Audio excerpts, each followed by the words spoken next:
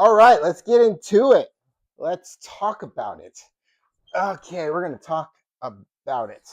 What's up, y'all? Hope y'all doing good. I am Anthony K. Thomas, the author of My Life in a Nutshell, which is a story and memoir about my life. Uh, Link is in my bio if you'd like to go ahead and check out this book for yourself. It is the most open, the most honest I have ever been about me. I can typically, excuse me, typically I can be a bit of a private person. I'm like my father in that way. Um, so for me to let go of how private I can be and talk about my life and talk about the ups, the downs, the in betweens of my life, the people that have come and gone from my life or that are still in my life, the love that I felt and the love that I lost, the mental health that I battle with, um, and about my father, talking about my father and his death, talking about my mother, talking about a family that I was born into and how um, and and how they look at me as a reminder of what they hate in my parents, and my parents being this interracial couple and me being the product of that love, and me being and taking that hate and putting it towards me. um, the talks that my father would have about how the world would see me as black, but being proud of being who I am, of being both black and white, being biracial, being proud of all of that, understanding the cultural history on both sides for my parents, and all the stuff in between of my life. And really, just it's really this line that just kind of goes all the way up and down, loops and turns of my life. And you have a understanding about my love for music and how it plays a factor into my life, and my love for pro wrestling and how it plays a factor into my life, and how I found my love for writing and how that plays a factor into my life, how all these things play a factor into my life and make me who I am, the people, the places, the things, all of it. And it's the most of me I've ever been. Um, and I'm proud of this book. I'm proud of myself for being able to write a memoir about my life. Well, so far in my life, I still got a lot of living to do. I still got a lot of things that I am working towards and trying to accomplish and doing on my own. And I'm okay with that. I'm okay with it. I'm confident in myself. I believe in myself. I'm betting on myself. But anyway, link is in my bio if you like to check out this book for yourself and learn about me. But for today, I'm gonna spend one more day um, talking about to focus on the chapter for this book, and it's chapter 15, and it's honestly it's chapter 14 and 15. Chapter 14 is called A Cry for Help, and chapter 15 is called It's Okay Not to Be Okay. Now, with chapter 14, A Cry for Help, is really following after my father's death. Everything that I had mentally buried within me, the stuff of dealing with my family, dealing with things I've heard them talk about when they thought I wasn't around, whether it was talking about me or talking about my father, and the fear of telling my parents that, and the consequence of telling my parents all the stuff that I heard if I had told them that as a kid, and the fear of that it might destroy a family, that my parents would never want to talk to either side of their family again because of what I said. And stuff like that is stuff a kid should never have to juggle with, but I was juggling with that. And I made a choice that I thought was the right choice at the time when I was very young, when I was just when I was just a kid, and that was to never tell my parents, to make them believe, to make it seem everything was okay. So whenever family on either side said something about me or treated me a certain way, I would lie, or I would say it was. I would lie and just say everything was fine, or not say anything. If they didn't ask how it went, I didn't say anything. So all of that, that racial. how I was being treated towards racially or being talked about racially. I held all that in. And at very young at that age, I did not understand what it all meant, especially going all the way back to when I was 2 years old and walking with my mom down the street in Glen Ellen on Madrone. It's the name of the street we lived on, and just some random white dude calling me an N word and calling my mom the same thing, but adding lover to the end of that. And my dad knowing about that couldn't really explain it to me at like 2 years old because I didn't even understand it. So it took a while before my dad came back to it and told me what that word meant and why it was called that. And understanding more about that through history classes in school. Um, so yeah, holding all of that in was catching up to me, and my father's death really was the cherry on top of all of that. And thoughts of suicide really started to enter into my mind at that time as we get into chapter 14. And we're talking, my father died January 8th, 2019, and I was struggling, but I was okay making it through all the rest of 2019, which was just, that year was done for me. The moment my father died, that year was done for me. That was a terrible year. And struggling through that year was hard. My emotions and how I was at that time was not who I was. And I wasn't really mourning my father's death. I was trying to bury it like I buried everything else at that time. And then we get to 2021 and it all kind of starts to catch up with me. I really start to heavily medicate myself by smoking weed. You know, a little indica, a little sativa, a little bit of just smoking weed to try to help me keep me calm and try to not think about it, but just smoking weed just to just to help me get to the next day. And that only made things worse because the more I tried to bury it, the more it was trying to push itself out. And then I started reaching a point where suicide started to be an answer of a way to not be able not be able to carry this thing that just felt like it was getting heavier and heavier. And I'm in the bathroom. It's a Saturday night, and Saturday nights I really felt the most alone on a Saturday night. Um, you know, you try to get a hold of your friends, and they're busy with their own lives. They're busy doing other things. Most of my friends are married, and some of them are have kids or about to have kids at that time. Um, so to try to get their attention was impossible, but I tried anyway, and I wasn't hearing back from them. So in my moment, in my state that I was in, I took that as a sign as they don't care, they don't give a shit. I really need them. I really need someone, but no one's here to help. And I took that as a sign that no one cares. No one cares. So I take the knife that I had. I take a pocket knife that I had in my dresser drawer. I take it out, and at the time I was only really using that dresser drawer just to peel an orange when oranges got a little when there was an orange that was too tough to peel. So I take that knife, and I remember a scene from John Wick, and where John Wick was about to having to kill this dude's sister, and she's in the water, and she cuts her wrists, right? She cuts her wrists, and cutting her wrists, being in the water, it just helps it move the blood out faster. So I remember looking at that and thinking, that's how I'll do it. I'll just cut my wrists, turn the water on, I just turn the shower. And what I did was I just turned the shower on, and I just cut my wrists.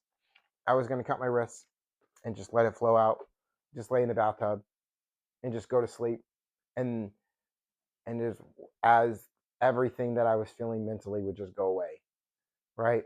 But when I was thinking of doing that, as I was in the bathtub, I hadn't even turned the water on yet. I was just laying in the bathtub thinking about doing it. And as I'm thinking about doing it, I'm I got it right here, and the knife was pushing down on my skin. I didn't even turn the water on.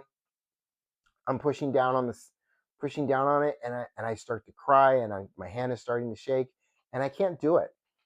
Thoughts of people who are running in through my life that are my friends, even though they're that are my friends that I care about, even though they're busy and they're doing their own thing and all that stuff. I still care about them, and thinking about my mom and what that would do to her if I killed myself, and what it would do to my friends if I killed myself. And I just start to cry, right? I just really have this emotional breakdown. And I get out of the bathtub and I go to sleep. And that was the moment when I'm laying in bed, trying to fall asleep, about to fall asleep. And I know at that moment that I need help. And I stopped smoking weed. And in that moment, I just stopped smoking weed. And I know that I need help. And that, me killing myself, me attempting to kill myself, was my cry for help. So it takes me a couple more months, but I finally do it. I finally get help. I finally go see a therapist, and I begin to talk that out. And as we move into chapter 15, called "It's Okay Not to Be Okay," we move into that chapter, and that chapter really talks about my time in therapy and about trying to find my way back to who I am, getting back to me, letting go of all that stuff that I carried since my childhood, and realizing that everything that I've been carrying is childhood trauma. Not really. And when you hear that word trauma, I didn't think that that was what I had. I didn't believe that was what I had, because when you think of trauma, you think of vets, you think of people who've gone through serious traumatic things that they witnessed or been through. Those are people that go through trauma, who have gone through trauma. But talking to my therapist, realizing that trauma could really be anything to anyone, and that this thing that I had called childhood trauma uh, was was actually what I was going through, and that you're not going to get over it in one day, and that it takes time, and you just got to keep working on yourself and remembering that it's okay not to be okay, and that you can ask for help. And um, in that same period of time, around 2022, for the first time, I went on vacation. And it was the first vacation I really took by myself. And I went to New York. I always wanted to go to New York, and I went to New York. I walked around Manhattan, walked around Times Square, took the subway, different pots, different boroughs around New York, saw the Statue of Liberty. Um, I felt so free. I felt so good. Um, I didn't feel like I had nothing to worry about. Everything was just gone, and I just felt at peace, especially being at Central Park, sitting in the park. Um, I just felt so at peace, and it felt so good that I even cried a little bit, but they were tears of joy, because it felt so good to feel that kind of release, that kind of freedom. I was in New York for a couple of days. The pizza there was good. Um, having a hot dog was there. Uh, Grea, Grea Papaya hot dogs. If you're in New York, go check that place out. It's good. Love that place. Um, Joe's Pizza, Joe's Pizzeria. Walking around Manhattan, going to Rockefeller Center, Times Square. It was great. It was really great. Walking around Broadway as a writer, that was great. I didn't get to go to a Broadway show because I couldn't afford to go at the time, but just being in that aura of it, Times Square, seeing the ball and all that stuff, it was great. Returned home. I felt good. I felt refreshed, and I've been good ever since. I still deal with it on occasionally. I still deal with it with my mental health and the struggles of it, but it's more than just um, one day. It's you have good days, you have bad days, you have ups, you have downs, and I there was a lot of those, and I still have a lot of those, but I'm good. and I'm at peace for the most part. You know, I'm still alone as far as, yeah, I'm still alone, and I still hope for and look for love in my life and wanting to get married, wanting to have kids. I'm about to turn 43 in a couple of months, and the older I get, the more I feel like that thing that I want in my life outside of the writing career that I am working towards and fighting towards as an independent writer, all that, still going for that, still working towards that, fighting for that every single day.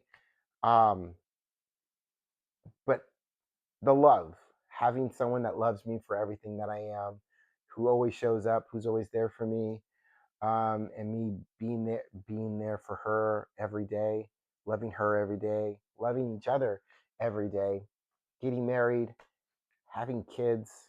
You know, I want all of that. You know, I always feel like I always feel like I'm a husband without a wife and a father without his kids. Might sound weird to say that, but that's how I feel because I'm missing that in my life. I'm missing that feeling right here of that ring being on my finger and knowing that I'm committed to her through healthness, through health and sickness, through death, till death parts us. That we love each other, we're a team, all of that stuff. And I dream about this woman. I don't know who she is. She comes in my life. She comes in and out of my dreams at times, and sometimes it's clear on who she is, and sometimes it isn't. Right now, but but that's chapter 14 and 15, a cry for help, and it's okay not to be okay, because it is okay not to be okay. It's never a bad thing or a weak thing to ask for help. If you are going through something yourself, and everyone is going through something we know nothing about, if you're struggling through something and if you feel like you can't talk to those within your circle or don't want to talk to those in your circle about that, that's okay. There you can call or text 988. There's someone on the line, on the other end of that line, whether you call them or text them, who is there to talk to you about what you need to talk about, or visit the website 988lifeline.org. I'm not affiliated with them. I just remember that number, that lifeline. I never used it. I didn't know about it at the time when I was going through all this stuff, but I did write a little something called Don't Judge, which speaks to those who judge those who have thought about suicide, attempted suicide, or committed suicide, and talking to those people who do judge to understand, to be kind, and to understand why someone has those thoughts, to understand that those thoughts of suicide runs through anyone's mind, whether they're rich, middle class, poor, homeless, no matter what they're going through, everyone is going through something. And sometimes the thing that that person is going through can be a little heavy, can be a little heavy to carry, and sometimes they can't carry it anymore. And sometimes suicide is that answer. And also it speaks to those who have thought about suicide and who have attempted suicide, to visit that number. I mean, to call or text that number, to visit that website, to know that it's okay not to be okay, that it's never a bad thing or a weak thing to ask for help, and that talking always helps. Talking can possibly prevent you from doing something that you can't take back or come back from, or that can possibly cause harm to those you care about. But I'm Anthony K. Thomas, the author of In the Dark, pardon me, My Life in a Nutshell. And I appreciate you for watching this, for listening. Don't forget to take care of yourselves. Hope all you have a good, fun, and safe Saturday. And I will see you all on that next one. If you haven't yet, go ahead and hit that subscribe button for AKT Publishing channel so you can keep up when everything new drops on this channel. And hit that thumbs up, leave a comment. And again, don't forget to take care of yourself. See you all on that next one. Peace, y'all.